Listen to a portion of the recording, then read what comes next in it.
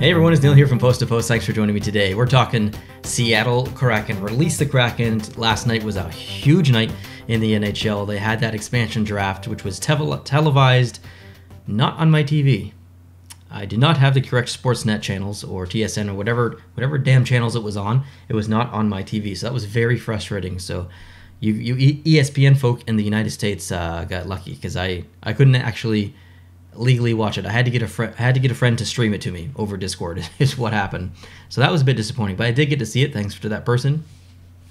And it was an interesting experience. It was enjoyable but frustrating at the same time. I saw a lot of energy from some of the people on stage, which was, I guess, good to see. But Ron Francis, I feel like he thought it was cringe, and he just wanted to get through it.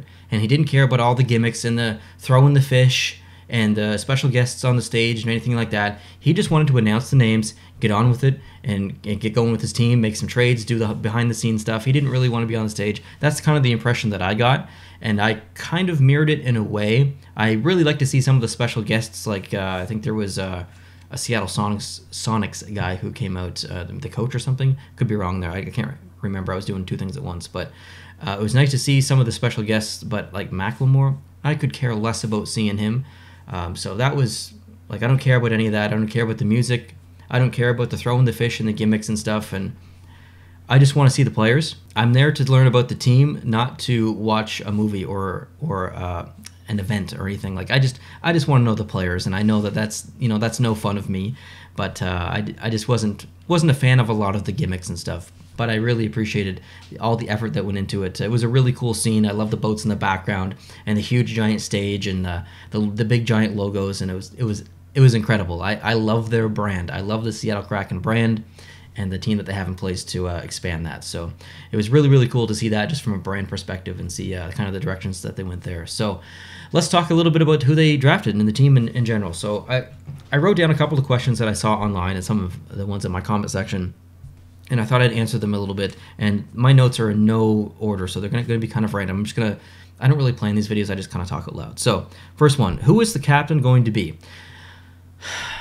If they didn't choose Giordano, I think it would be a conversation that could get pretty lengthy in trying to decide who would actually be the captain of this team. But because they chose Giordano, I think personally that just kind of solidifies it. Like, he has to be the captain. He's 37, coming up in the last final years of his career, has a ton of experience, still a very good hockey player for his age. To me, he's the perfect choice to be a captain. I would be completely surprised if he was not the captain. Next, who is the face of the franchise? So if you think about the Vegas Golden Knights, who is the face of the Vegas Golden Knights? Well, I don't think it could be anyone else. No offense to anyone else on the team, but I don't think it could have been anyone else than Marc-Andre Fleury. But when I look at this team, who is the face of the Seattle Kraken? I don't think anyone is. They had the opportunity to get Tarasenko. Tarasenko would have been the face of the franchise if they had chosen him. Carey Price obviously would have been the face of the franchise. They didn't really choose any superstars that were available, so I don't know if there is a face of the franchise. And that leads into the next question. Does there need to be a face of the franchise? And then that leads into the further, is there going to be a face of the franchise coming up in the next couple of weeks and months in the offseason? They have, well, we'll get into it. They have a lot of cap space, that's for sure. Okay, top forwards. This is what I've kind of noticed. Every list is different from what I've seen, but to me the top forwards are Eberle, Gore, Donskoy, Tanev, McCann, and Jarnkrok. A couple of arguments either way. Not a super strong forward core. Some really good players, some very underrated players in here, but just based on the picks, I think they could have done better. Top defensemen, Giordano, or Alexiak, Larson, Soucy, Dunn, and Fleury. Like, they went pretty big and strong. Like, this is a really big team. I think they're going to be very difficult physically to play against. They remind me a lot of the Florida Panthers in a way. So I suspect this team's going to be extremely physical, which is, that makes great hockey. So I'm excited for that. The goalies are Driedger and Vanacek.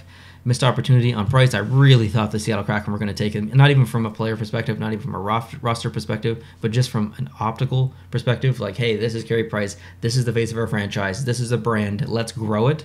And they didn't do that, so that's okay. Cap space. They have $28 million in cap space. If you think that they're done, they're not. There's no way that they're done. Even if they don't, like, let's just say hypothetically, they go into the offseason and they try to sign some free agents. They try to make some deals and trades and whatnot. They don't have a lot of assets, but they can still, still try and wheel and deal. But even if they're not successful in that, and they still have, $28 million to play with, or maybe we'll say they get down to like $23 million. They've got $23 million. They can still make contract deals and help other teams. Like, they could take a bad contract and, in a three-way, giggity, take a player, retain salary, and move them on, or something like that. Like, so there's things that they can do to also have less cap space, but also get assets in return. So to me, this team is not finalized. There's still so many days, so many weeks and months to go until the start of the next season. This is not the final roster of the Seattle Kraken, in my personal opinion.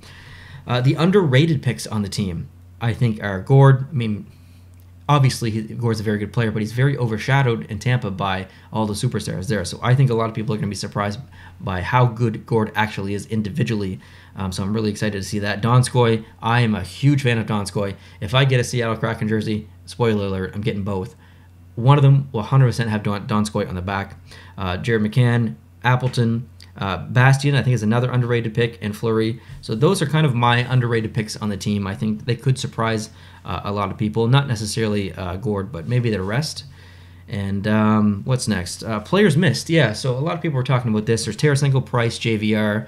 There's Kakinen, or who's the other one? It was Jake Bean. Like, there's a ton of players that I feel like there's maybe a missed opportunity. And some of the people that they picked, based on who was available, it's just like, that's questionable. But it's never good to question an expansion GM's decisions until we see how the team actually does on the ice for at least the first 10 games. Because we learned very quickly with the Vegas Golden Knights, everybody was complaining about the team, saying that they weren't going to be great. And then 7 games in, I remember making a video on the original Post to Post channel titled, I think it was, "Is this team for real? Is the Vegas Golden Knights for real?" And after watching 7 games, I was like, this team's pretty good. So I've learned that lesson of being critical too soon. So yes, I think there's some missed opportunities, but I think it's also important that I personally wait to see the team actually play a couple of games and then maybe make a decision. And like I said before, the roster is not set in stone. There's going to be some moves in the offseason. But yes, there were some players missed for sure, in my opinion. So something else I saw online, which I absolutely agree with, is if you look at Cap Friendly, and I'll bring it up here on the screen, it looks to me as if this team could be completely different in 3 to 5 years. They have a lot of opportunity to basically cut more than half of their team if it doesn't work out. So I actually kind of think this was a smart play by Francis in a way where he didn't take on the Price contract, and he built his team so he has a lot of cap space. So he has a lot of flexibility contract-wise to maybe not re-sign a guy, or maybe flip a guy who's going to be, contract ending soon, an RFA or something like that. I think there's potential here to, if things go bad in the first 2 years, he's built it so he could maybe have a bit of a flip switch and kind of try again in 2 years or 3 years. Worst case, 5 years. So I kind of like that in a way, how he's built the team. Obviously, there's still some contracts that are going to come and whatnot, but still, I like his approach. It's a very calculated approach. He's almost thinking like 2 steps ahead and planning for worst case scenarios. So I really like that. Another cool thing on the team is both the Fleury brothers got drafted, which is really cool. It's going to be awesome to see them play together, and frustrating for announcers to try, and referees and officials to try and figure out who scored the goal and who got the goal, who got the assist and whatnot. So that'll be interesting. So yeah, I'm excited for the team. I'm excited for the brand to grow, to see them on the ice, to see the jersey in person. I will be talking about the jersey in a separate video that's coming very soon. So if you're not subscribed, please hit the subscribe button. You can look at the jerseys behind me. I collect jerseys. I got all my Vegas jerseys back there right now. But we're going to be talking about that jersey. I talked a little bit about it a couple of days ago, but that was the kind of concept photo. Now that we've actually seen them in person, and more specifically seen the white version, we're going to do a deep dive on that and have a conversation about that. So would love to have you on board. If you're not subscribed already, please hit the subscribe button down below, and I'll talk to you guys real soon. Adios.